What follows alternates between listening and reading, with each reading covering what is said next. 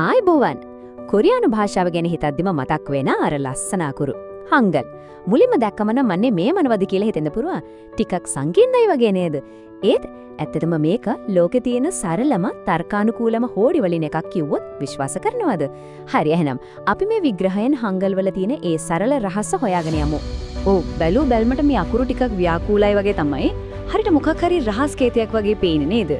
හැබැයි පොඩ්ඩක්වත් බය වෙන්න එපා. මේ පේන හැම ඉරක් හැම කෑල්ලක් පිටිපස්සෙම හරිම සරල ලස්සන තර්කයක් තියෙනවා. මේකේ කතාව ඇත්තටම හරිම අපූර්වයි. බලන්න 1443ට කලින් කොරියාවේ සාමාන්‍ය මිනිස්සුන්ට ලියන්න කියවන්න හරිම අමාරු වුණා. ඒකට හේතුව තමයි එයාලා පාවිච්චි කළේ ඉගෙන ගන්න හරිම අමාරු සංකීර්ණ චීන අක්ෂර. ඉතින් මහා සේජොං රජතුමා තීරණය කළා තමන්ගේ රටේ හැමෝටම පහසුවෙන් ඉගෙන ගන්න පුළුවන් විද්‍යාත්මක හෝඩියක් හදන්න. අන්නේ විදිහට තමයි අද අපි දකින හංගල් බිහි වෙන්නේ. හරි. එහෙනම් අපි මුලින්ම කිමිදුමු මේ සෙජොං රජතුමාගේ විස්මිත නිර්මාණය ඇතුළට. බලමු මේක මොන වලේද කියලා. හංගල් වල තියෙන ලොකුම විශේෂත්වය තමයි ඒක ශබ්දානුසාරී හෝඩියක්. ඒ කියන්නේ හරිම සරලයි. එක අකුරකට එක શબ્දයක් විතරයි. පැටලෙන දෙයක් නැහැ. ඒත් ඊටත් වඩා පුදුම හිතෙන දේ තමයි මේ අකුරු නිර්මාණය කරලා තියන්නේ ඒ ශබ්දය පිට කරද්දී අපේ කට, තොල්, දිව පිහිටෙන හැඩය අනුව වීම. හිතන්නකෝ ඒක කොච්චර විද්‍යාත්මකද කියලා නේද? හොඳයි. දැන් අපි යන්නේ මේ භාෂාවේ හඩේ අත්විවරමට. ඒ තමයි මූලික ස්වර 10. මේ ටික ඉගෙන ගත්තා කියන්නේ වැඩෙන් භාගයක්ම ඉවරයි වගේ. හරි. ඔන්න දැන් අපි බලමු මේ වගුව. මේ තියන්නේ අපේ මූලිකම ස්වර ටික. බලන්නකෝ මේක තියෙන අපූර්ව. පළවෙනි අකුර ගන්න. ආ. මේකේ ශබ්දය ආ.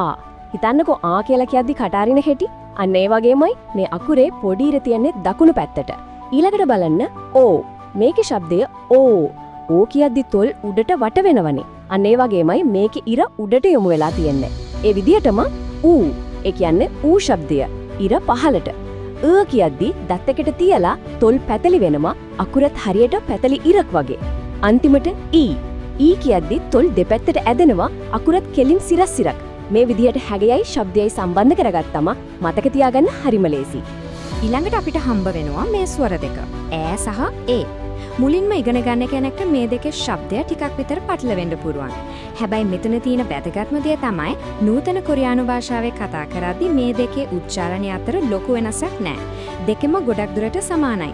ඉතින් මුල් කාලේදී ඒ ගැන වැඩි හිතලා උළුව අවුල් කරගන්න අවශ්‍ය නැහැ.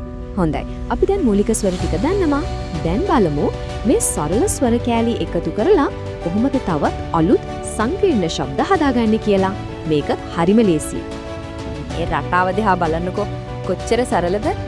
ආ ඒ කියන්නේ ආ අකුරට තව පොඩි ඉරක් එකතු වුණාම ඒක ජා. ඒ කියන්නේ යා වෙනවා.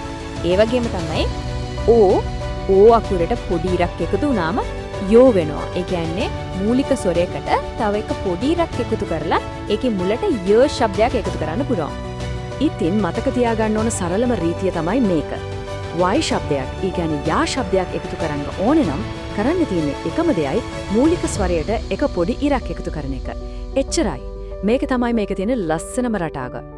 W ශබ්දය, ඒ කියන්නේ වා ශබ්දයේ තියෙන ස්වරත් හැදෙන්නේ මේ වගේම සරලව. මූලික ස්වර දෙකක් එකට එකතු වෙලා තමයි හැදෙන්නේ. උදාහරණයක් විදියක ඕ සහ ආ කියන දෙක වේගයෙන් එකට කිව්වොත් ඕවා වා අන්න එනවා වා ශබ්දය.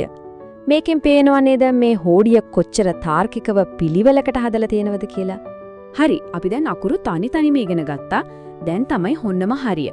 මේ අකුරු කෑලි ටික එකට ගලපලා කොහොමද වචන කියන ගොඩනැගිලි හදන්නේ කියලා බලමු.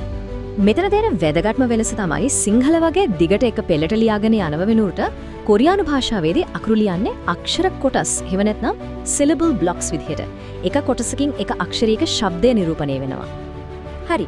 මේකට තියෙන්නේ හරිම සරල නීති දෙකයි. හිතන්නකෝ අපි Lego block සෙල්ලම් කරනවා වගේ කියලා. හැම අක්ෂර කොටසක්ම පටන් ගන්නෙ ව්‍යංජන අක්ෂරයකින්. හරිද? ඊට පස්සේ එන ස්වරේ දිහා බලනවා. ඒක ආ ඊ වගේ හිටගෙන එන එකම සිරස් අකුරක් නම් ඒක තියන්නේ ව්‍යංජනාක්ෂරයට දකුණු පැත්තෙන්. හැබැයි ස්වරය ඕ තු වගේ නිදාගෙන ඉන්න. ඒ කියන්නේ තිරස් අකුරක් නම් ඒක තියන්නේ ව්‍යංජනාක්ෂරයට පහළ. එච්චරයි. දකුණට නැත්නම් පහළට. හරිම ලේසි. අපි උදාහරණයක් අරගෙනම බලමු. හන් කියන වචනේ හදමු.